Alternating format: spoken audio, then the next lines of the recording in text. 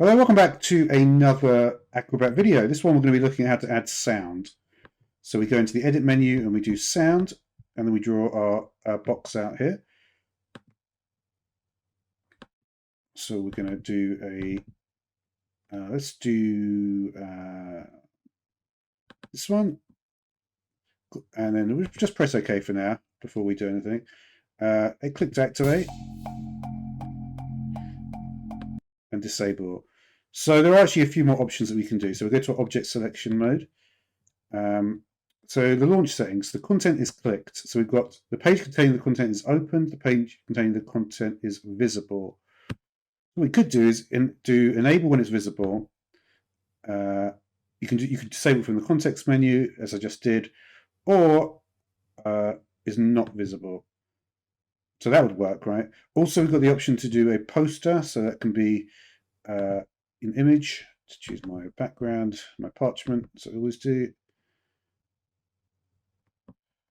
All right, so we'll go out of edit.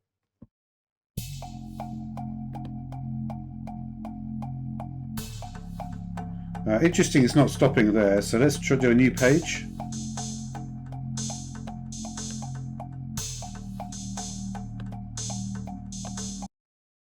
Okay, so here we are on page 2. So let's try that again without this on. So yeah, it does kind of work, but I think it's actually better to have it the other way around. I think it's probably better to do the content is clicked and then disable content is selected from the context menu. Also, let's just check it out with the. So let's try it with the outside. So that's one way to do it. I think that's probably an easier way to do it in terms of either that way or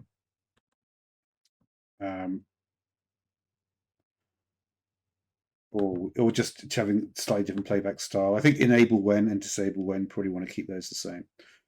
So thanks for watching.